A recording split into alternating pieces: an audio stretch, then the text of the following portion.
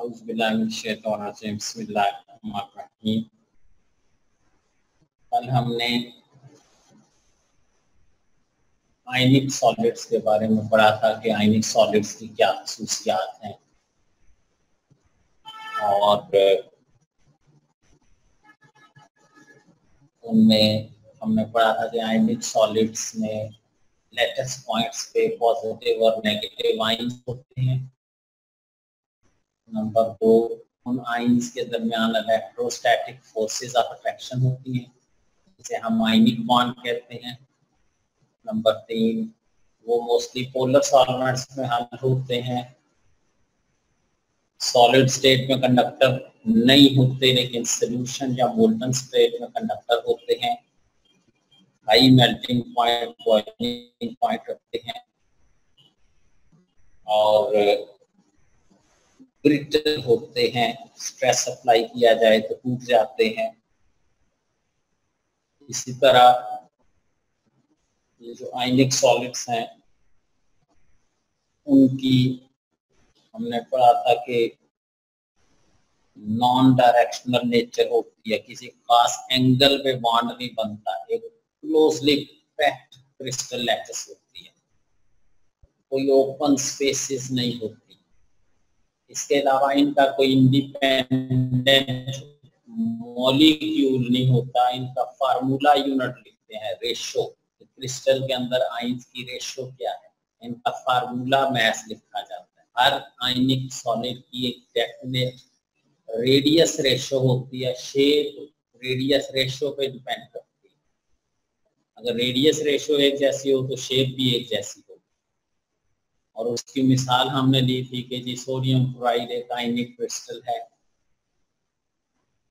उसका एक unit cell जो है सोडियम क्लोराइड का एक यूनिट सेल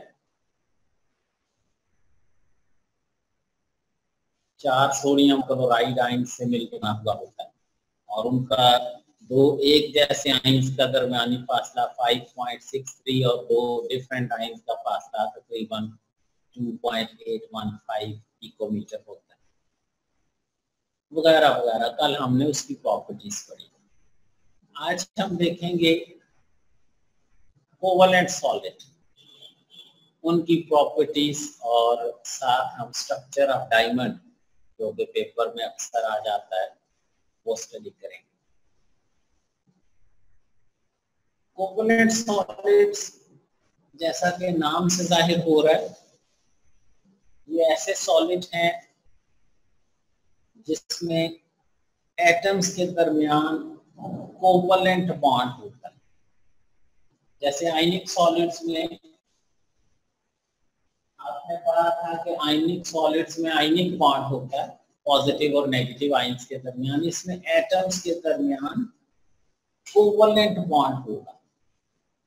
और दूसरी खास बात यह है आयनिक सॉलिड में लेटेस्ट पॉइंट्स पे आयंस होते हैं, इन सॉलिड में लेटेस्ट पॉइंट्स पे एटम्स होंगे। ये जितने आप पॉइंट्स बनाएंगे हर पॉइंट पे कोई एटम मौजूद होगा, आयंस नहीं होंगे, इसलिए इनका नाम एटॉमिक सॉलिड भी है, because they are composed of atoms.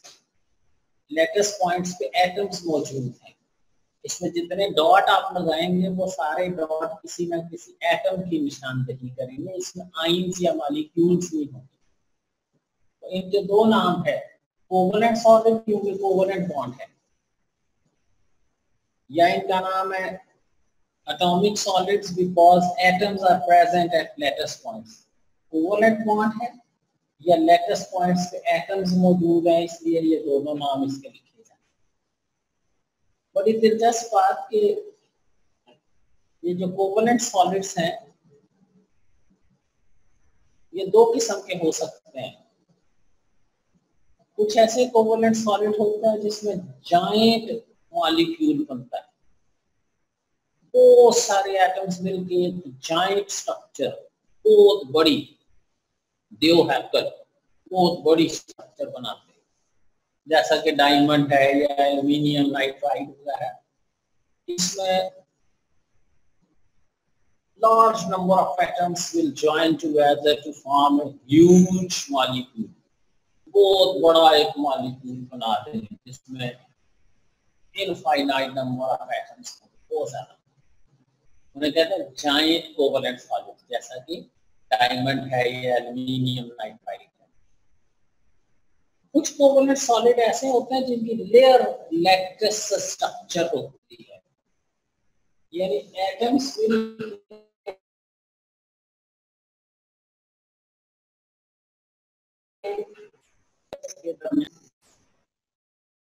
Weak forces of attraction होंगी, उनके दरमियान फ्री इलेक्ट्रॉन्स भी हो सकते हैं, उसे कहते हैं लेयर लैटिस स्ट्रक्चर। मसलन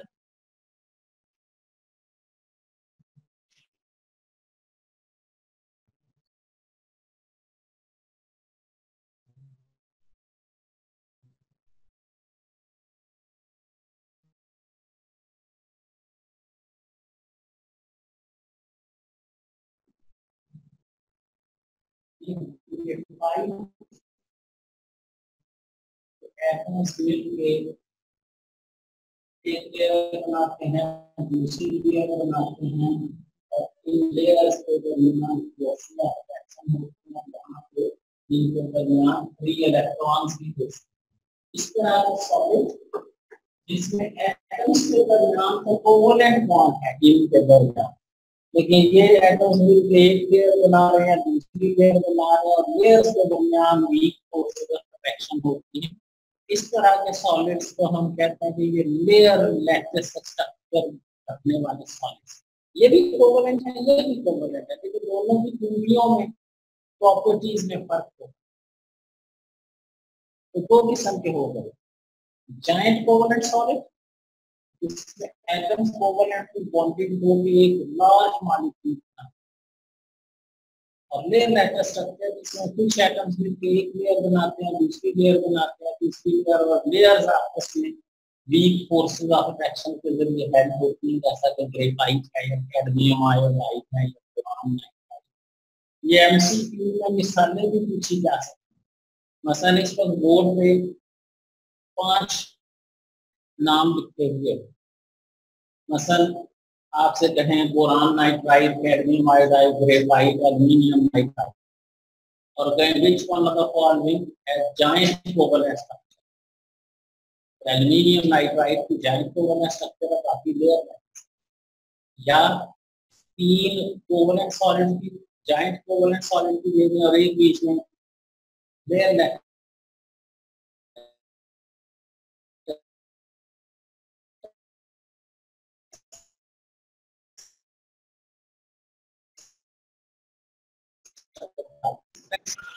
तीन चार फिगरों में समझ लें। नंबर 1 कोवलेंट सॉलिड में covalent bond, number 2 lattice points पे एटम्स मौजूद होते हैं, नंबर 3 कोवलेंट सॉलिड दो किस्म के होते हैं, जायंट स्ट्रक्चर बनाने वाले और लेयर लैटिस स्ट्रक्चर बनाने वाले। जायंट कोवलेंट सॉलिड में डायमंड और एल्यूमिनियम नाइट्राइड वगैरह है, जबकि लेयर लैटिस स्ट्रक्चर में सबसे अच्छी मिसाल ग्रेफाइट या बोरान नाइट्राइड या cadmium iodide. Characteristics of covalent solids, covalent solids में आमतौर पे क्या खसूसियात होती हैं? नंबर 1,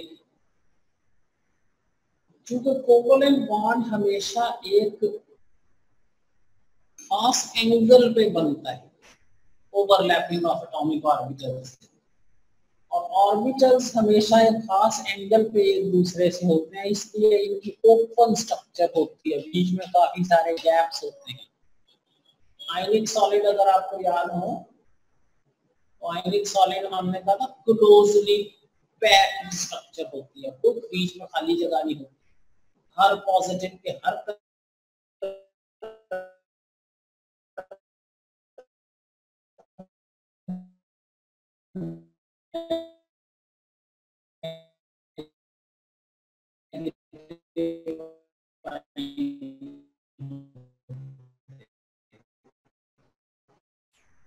लेकिन इस ऐसी स्ट्रक्चर होती है जिसमें बीच में काफी सारी एम्प्टी स्पेसेस भी होती है। इनका हाई मेल्टिंग पॉइंट बॉइलिंग, उसकी क्या वजह है?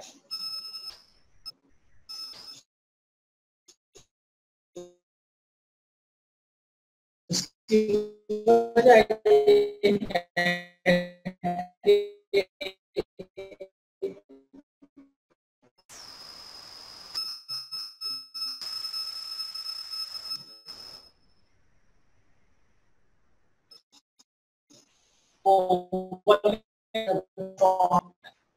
और इसको तोड़ने के लिए एनर्जी की जरूरत है, इन मेल्टिंग पॉइंट बॉइलिंग पॉइंट। कोई फ्री इलेक्ट्रॉन, फ्री आइंस भी नहीं होते, इसलिए कोवलेंट सॉलिड्स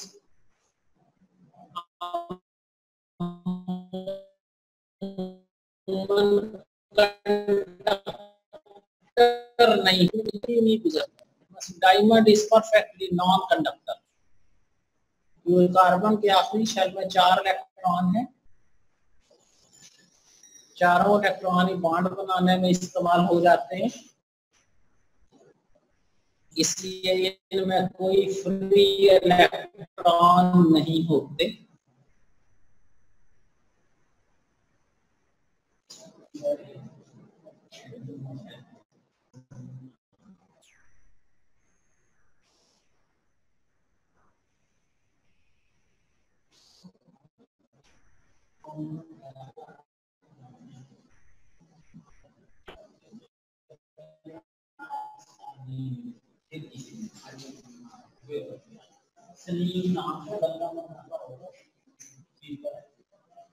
ओके,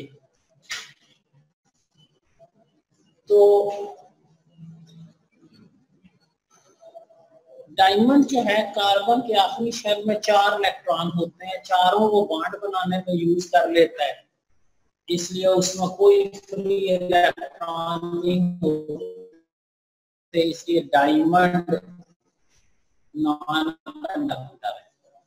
लेकिन ग्रेफाइट जो है ये भी एलोट्रॉपिक फॉर्म ऑफ कार्बन है, क्योंकि उसमें लेयर लेटर स्ट्रक्चर होती है। और बड़ी दिलचस्प बात यहाँ नहीं लिखी हुई और से सुनने वाली है, डायमंड में हर कार्बन 4 एटम से अटैच होता है, 4 बॉन्ड बना रहा होता है, इसलिए कार्बन के आखिरी साइड में हर कार्बन 3 एटम से अटैच होता है। कार्बन के आखिरी शेल में इलेक्ट्रॉन 4 है,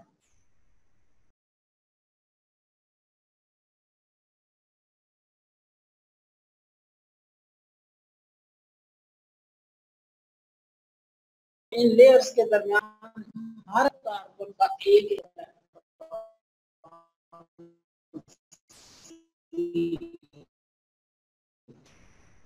या फ्री इलेक्ट्रॉन हर एक का लेयर। ग्रेफाइट अच्छा कंडक्टर होगा, कभी पेपर में एग्जामिनर मुश्किल नॉन कंडक्टर है तो ग्रेफाइट क्यों कंडक्टर है? तो डायमंड में ईच कार्बन इसको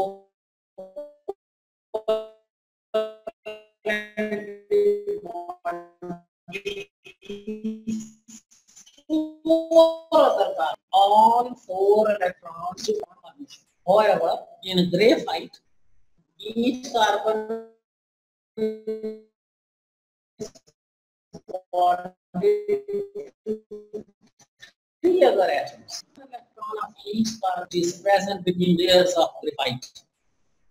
This free electron present between the layers is responsible for its conductivity. और मजे की बात है कि पैरेलल टू द लेयर ये अच्छा कंडक्टर होगा, परपेंडिकुलरली इसमें से करंट नहीं गुजरेगी। तो अमूमन mostly covalent solid non conductor होते हैं, लेकिन ग्रेफाइट एक्सेप्शन है, ये कंडक्टर है और कंडक्टर है parallel to the layers due to presence of free electron between the layer. वो फ्री इलेक्ट्रॉन कहां से आए? हर कार्बन के 4 इलेक्ट्रॉन होते हैं, 3 इलेक्ट्रॉन आने में इस इलेक्ट्रॉन की वजह से ये पैरेलल टू द लेयर्स अच्छे कंडक्टर है। सॉल्युबिलिटी, कोवलेंट सॉलिड अमूमन नॉन पोलर सॉल्वेंट्स में हल होते हैं, जैसा कि बेंजीन है, कार्बन टेट्राक्लोराइड है, ये मोस्टली नॉन पोलर सॉल्वेंट्स में हल होते हैं। हाँ अलबत्ता कि जो जॉइंट कोवलेंट सॉलिड हैं, डायमंड वगैरह, ये किसी भी सॉल्वेंट में हल नहीं होते। ये इतने बड़े बड़े मॉलिक्यूल होते हैं कि ये किसी सॉल्वेंट को लिफ्ट नहीं कराते, किसी सॉल्वेंट से इंटरेक्ट नहीं करते, इसलिए जॉइंट कोवलेंट सॉलिड किसी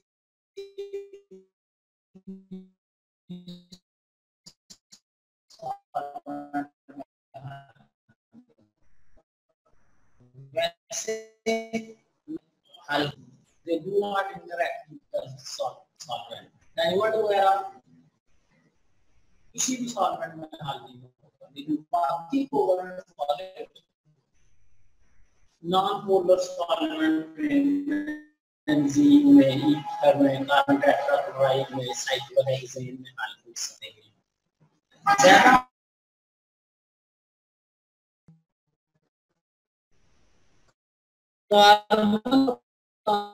कार्बन की बॉन्ड लेंथ, दो कार्बन है 4 पिको भी एमसीक्यू में आ सकता है। Bond length of carbon to carbon bond in diamond 154 picometer, और हर दो दरमियान एंगल 109.5 डिग्री होता है। Bond length 154, bond angle 109.5। ये जो स्ट्रक्चर बनी हुई है इसे कहते हैं यूनिट सेल ऑफ डायमंड। इस यूनिट सेल में 5 कार्बन एटम, एक सेंटर में, 4 corners of tetrahedron.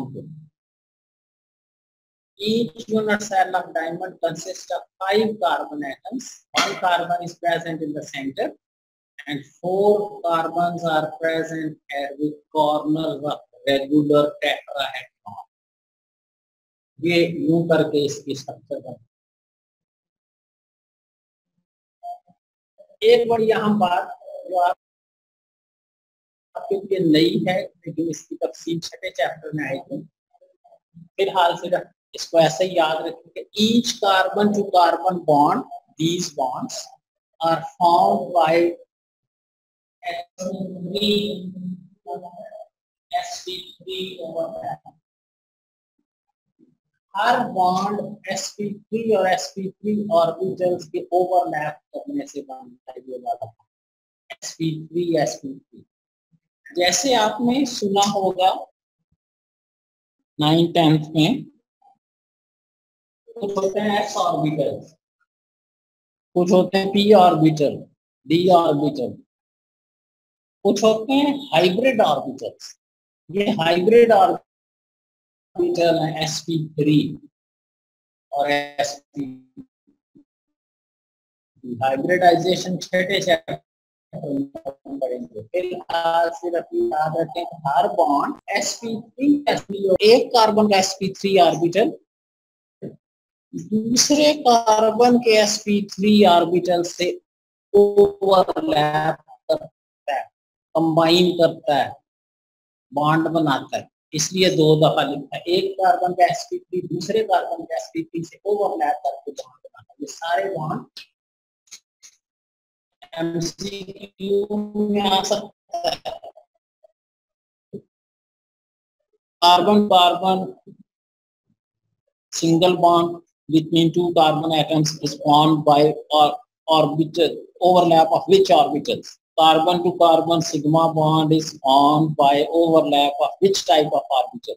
sp3 orbitals के overlap से ये bond है। ये sp3 की डिटेल आगे आएगी। It has open structure.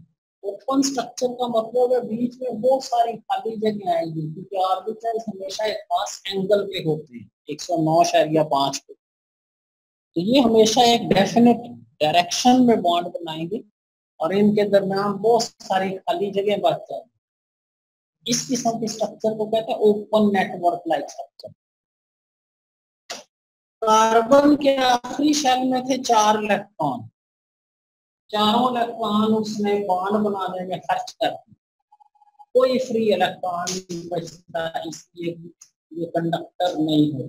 और ये सारे बॉन्ड चूंकि बड़े स्ट्रॉन्ग बॉन्ड हैं, इसलिए डायमंड का वेरी हाई मेल्टिंग पॉइंट होता है। वैसे याद हो तो अच्छी बात है, नहीं याद तो कोई बात नहीं। तकरीबन 3500 से 3600 डिग्री सेंटीग्रेड लोहे का मेल्टिंग पॉइंट तकरीबन 1500 है लोहे का, और इसका तकरीबन 3500 है। सोडियम क्लोराइड का 801 है, तो 801 की निस्बत तो 3600 तकरीबन चार गुना ज्यादा। तो इसका वेरी हाई मेल्टिंग पॉइंट है due to very strong covalent bonds. और ये शायद आपके इल्म में हो, it is the hardest substance known in nature.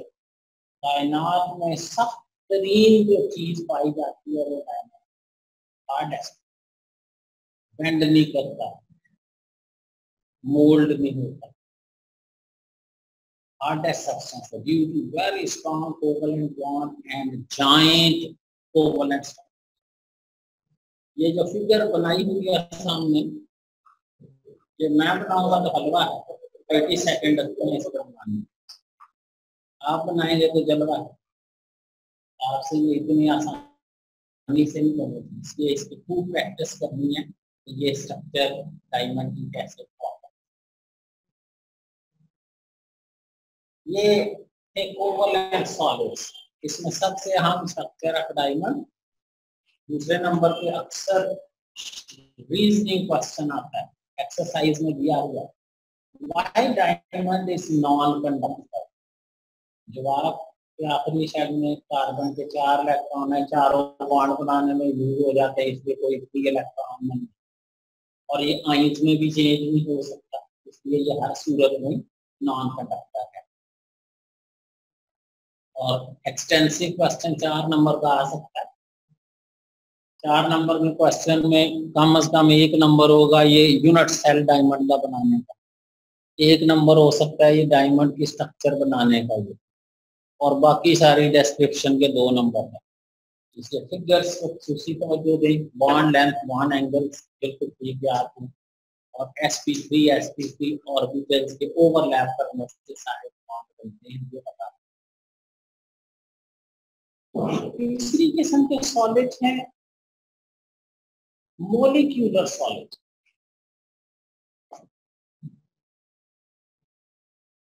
जरा कल और आज वाले अभी डिलीवर किए हुए लेक्चर को नजर डालें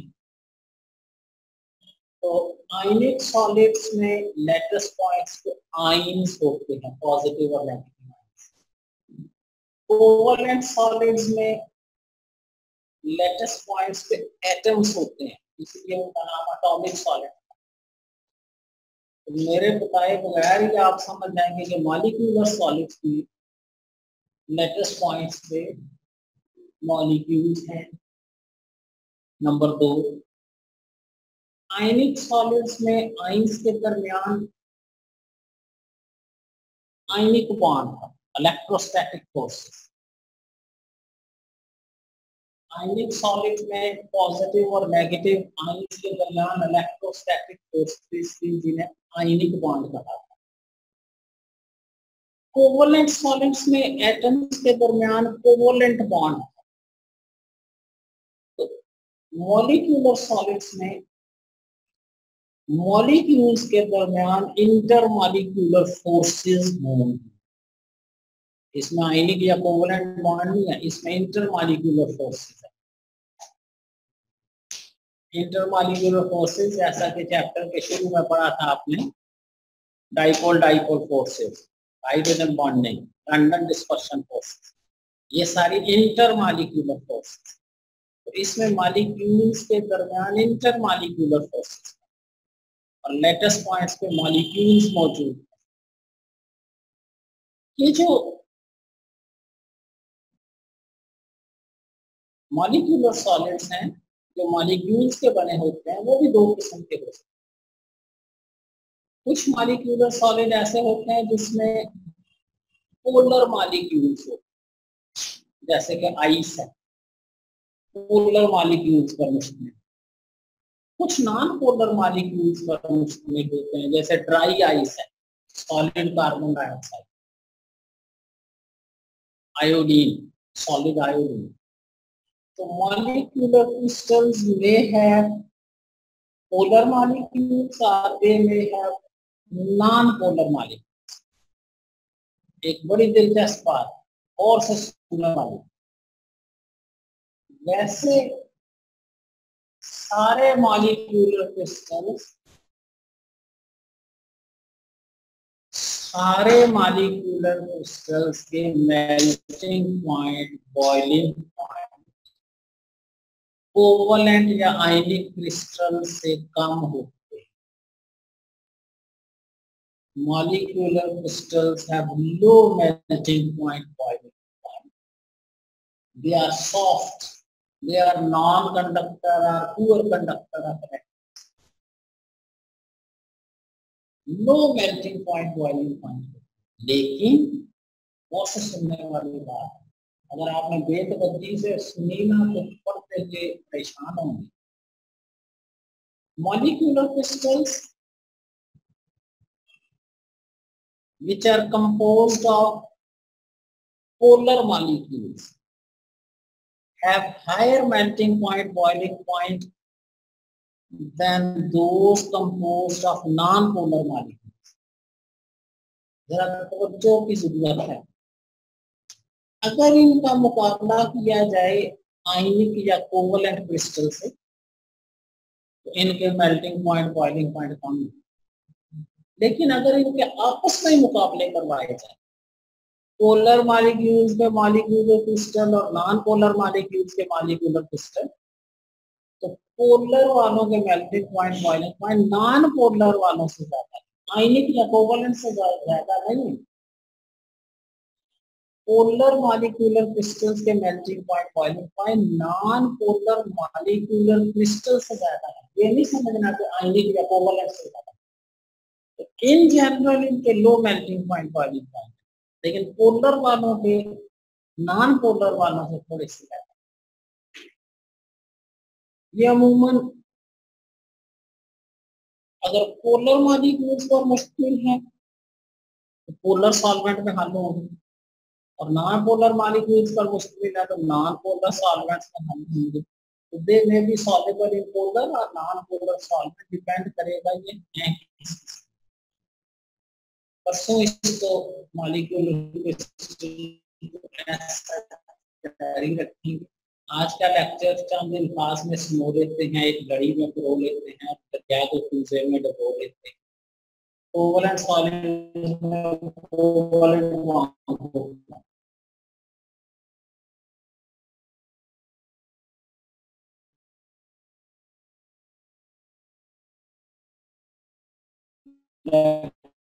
पॉइंट्स पे एटम्स होते हैं। कोवलेंट सॉल्वेंट्स अमूमन high melting point, boiling point रखते हैं, नॉन कंडक्टर होते हैं, Sawai graphite. They are soluble in non-polar solvents, white diamond के, जो किसी में भी हल नहीं। अमूमन ओपन स्ट्रक्चर रखते हैं, बीच में एम्प्टी स्पेसेस होती हैं। इसकी सबसे अच्छी मिसाल है डायमंड, जो कि जाइंट कोवलेंट क्रिस्टल है, एलोट्रॉपिक फॉर्म ऑफ कार्बन है। इसमें हर कार्बन 4 दूसरे कार्बन एटम से अटैच होता है, सारे सिंगल बॉन्ड होते हैं। Carbon to carbon bond length 154 picometer होती है। बॉन्ड होता है हर कार्बन में, चूंकि 4 कार्बन के साथ कोवलेंट बॉन्ड बनाए हुए हैं, इसमें कोई फ्री इलेक्ट्रॉन नहीं होते, इसलिए ये नॉन कंडक्टर होता है। सारे सिंगल बॉन्ड sp3 और sp3 ऑर्बिटल्स के ओवरलैप करने, चूंकि ये कोवलेंट बॉन्ड बड़े स्ट्रॉन्ग होते हैं, इसलिए डायमंड का वेरी हाई मेल्टिंग पॉइंट होता है और ये नॉन कंडक्टर होता है। और आखिरी बात आज हमने की मॉलिक्यूलर सॉलिड, जिसमें लेटेस्ट पॉइंट्स पे मॉलिक्यूल्स होंगे और मॉलिक्यूल्स के दरमियान intermolecular forces, van der Waals forces होंगे। क्योंकि ये फोर्सेस निस्बतन वीक होती है, इसलिए ये मॉलिक्यूलर क्रिस्टल सॉफ्ट होते हैं, low melting point, boiling point होते हैं। पोलर मॉलिक्यूल्स पर मुश्तमिल भी हो सकते हैं और नॉन पोलर मॉलिक्यूल्स पर भी मुश्तमिल हो सकते हैं। मिसालें हैं इसकी ice, dry ice, sulphur, iodine, solid noble gases etcetera. परसों इंशाल्लाह मॉलिक्यूलर क्रिस्टल्स की